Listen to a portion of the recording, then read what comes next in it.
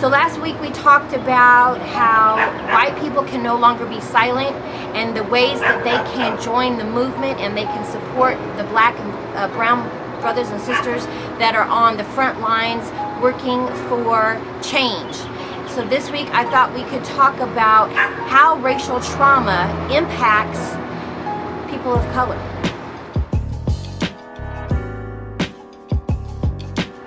Hello beautiful souls, welcome back to Holistic and Well. We are continuing the conversation around racial inequality and trying to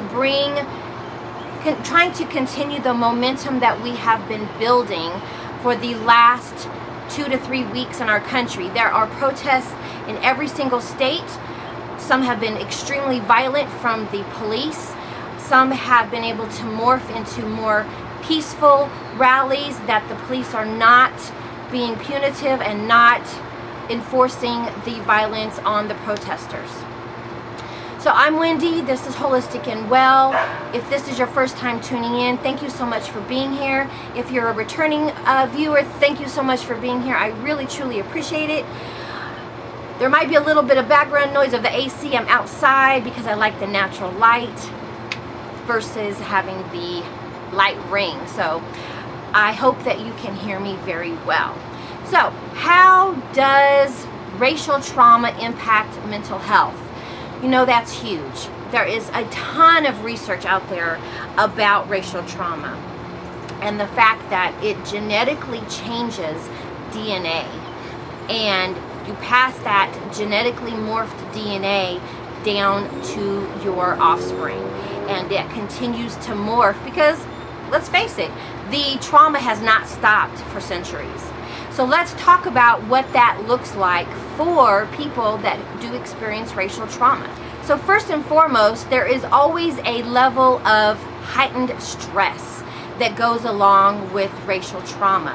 I can't relate to it because I'm not a person of color, but I have talked to my friends who say that when the police get behind them, or when they're watching television, or when they are dealing with microaggressions at work, that the level of stress is increased. And sometimes it's really hard to be mindful that that's happening because that just becomes an everyday part of life and an everyday part of existence, and we just learn to evolve and deal with the stress. It just becomes a part of us.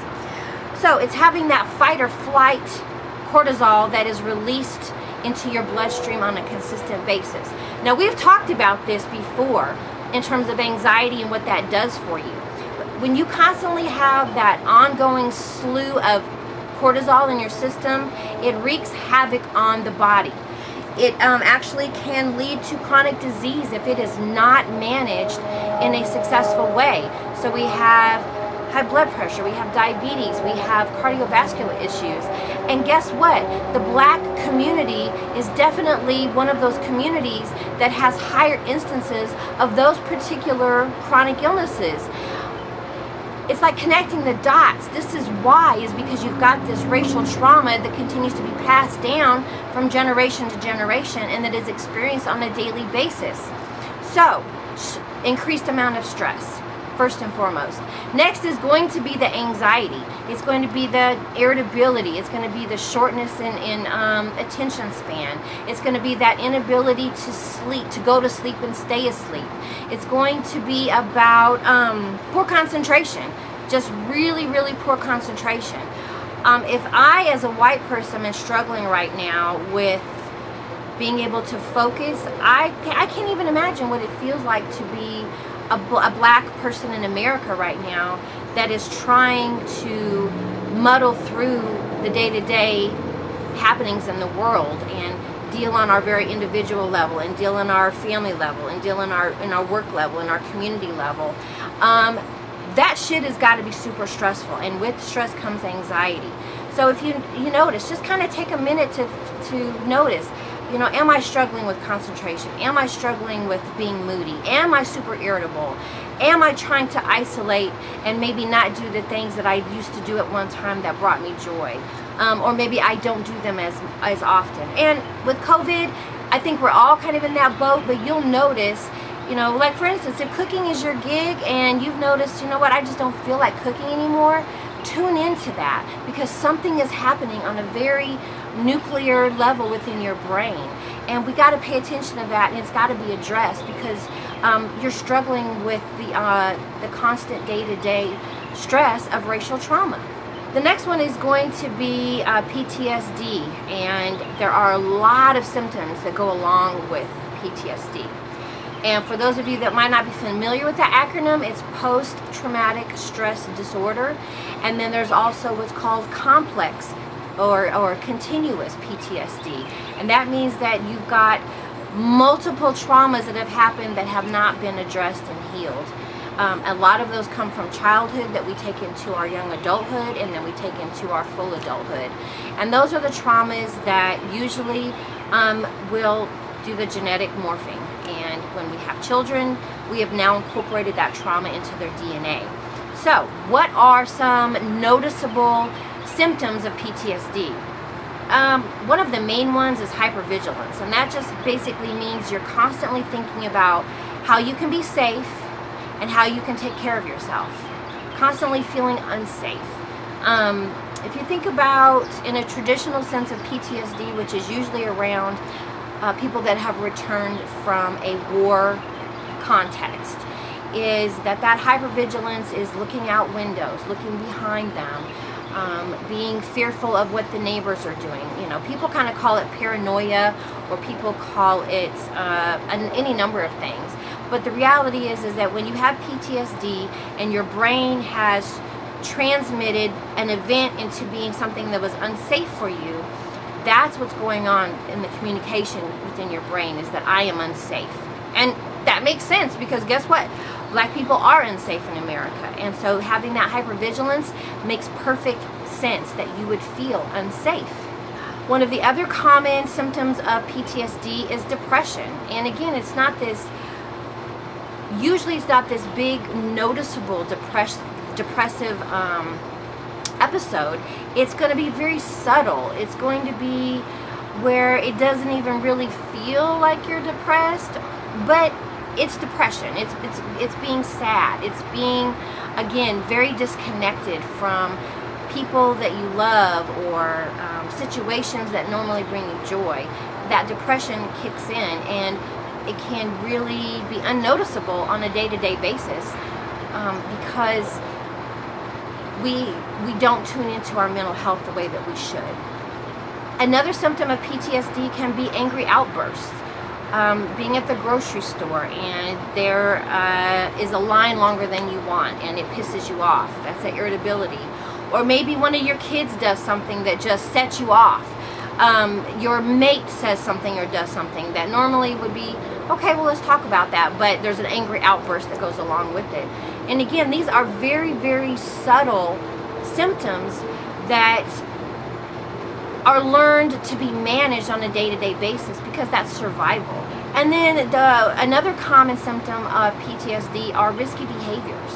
And that means like maybe extra gambling. Maybe that means more drinking alcohol. Maybe that's more if you utilize drugs, or if you have prescription drugs, or hey, if sex is your gig, or pornography. I mean, there's risky behaviors are one of those things that is one of the bullet points in a PTSD diagnosis. Some people display that and some people don't. But again, if you see a loved one that's doing things out of character that you're like, wow, that's kind of on the crazy side, then maybe that's time to take notice as to what's going on with them, and ask those questions and let them know that you've noticed and that you're there to support them. And one of the final pieces to racial trauma that is super impacting is a really distorted concept of self. And what I mean is that can be like really low self-esteem or no self-esteem. That can be self-loathing, self-hating. I read an article, I think yesterday, about a black woman who described it as reading and seeing the police violence against black people makes her feel unwanted. And that's very real.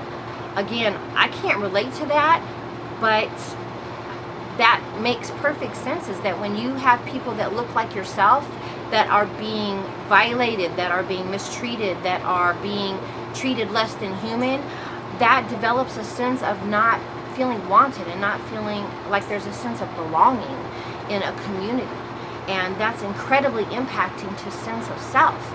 Also impacted is your sense of confidence and being able to evolve and grow in a very natural context, because when your sense of safety is compromised, it impacts everything else that's going on in your world.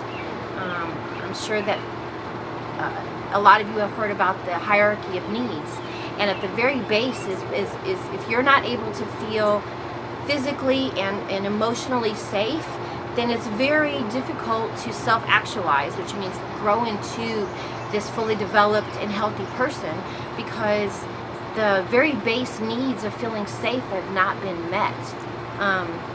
So those are the primary mental health impacts of racial trauma. There's a lot more, and I'm sure that there are a lot more than that I'm not able to speak to, because I am not in that situation, and I am not a person of color, and I do not experience those experiences in America. But based on my interaction with my own clients and based on what I know about PTSD, those are some big ones to be looking out for. I'm going to have some resources that will be listed in the description box for therapists who are Black. I believe that it's important to be able to have someone to connect to if you're wanting professional support that can understand and connect with you on a very base level. I can't do that. I have Black clients that we have talked about safety and their mental health, and I check in on them in between appointments, and we have a very good working relationship. I believe that we do, but I also let them know that there's no way that I can understand what they're experiencing, and I think that they appreciate that, because that lets them know that I'm in tune and understand the privilege and the concepts that go around the systemic bullshit that's in our society. So I'm also going to have those at the end of this video, so you can either grab them in the video or you can grab them in the description box. But that's it for today. You know, white folks, keep being verbal, keep showing up, keep the momentum going, keep talking to your circles, keep talking to your children. I saw a post in a group that discussed the horrific, and I don't even know what adjectives I can attach to it, of white people that were depicting the murder of George Floyd. And there was a comment about that the mothering of those people should be taken into consideration. And I agree with that to a point, in that they probably have learned a lot of the base belief systems in the household about that, but I also see the opposite of extremely bigoted and prejudiced and just ugly human beings that have been able to have children that are incredibly socially aware, incredibly aware of their privilege and aware of the social injustices. So I don't know if it's fair to attribute the atrocities that human beings do to one another to their parents, because that's another whole topic. If that's the case, then people that murder, people that rape, people that steal, is that because of their parent, or is that because that person has made a choice to do those acts and to do those things? It's a very controversial concept, and I am no way minimizing what those people that were depicting his murder. No way, that's not excusable. I just say let's show some compassion and some empathy to the parents, because it's not always reflective of how they parented their kids. So I'm going to jump off my soapbox and we're going to wrap it up. You know, this is heavy stuff. White folks, you know what you need to keep doing. Black folks, take care of yourself. Check in on each other. Having a sense of solidarity does not mean anti-white, and I know that. And again, we have to continue to remind white people that joining together does not mean that you are against us. Keep taking care of yourself. Keep letting us know how we can support us being white people. We have got to, we as a collective, we as a human race, we as a community, we as a nation, we as a country, we have got to continue the momentum. And everybody has a role in what that looks like. So we've got to keep it going. Damn it, I got back on my soapbox. Anyway, thank you so much for tuning in. You could be anywhere in the world, but you're here hanging out with me. If you have not seen the previous video before this talking about unmasking white silence, please watch that, because white folks, we can never have enough education around being anti-racist and understanding the systemic issues within our community and our country. So, tune in next week, subscribe, please share, and until we meet again, be holistic and well and take care of yourself. Bye-bye.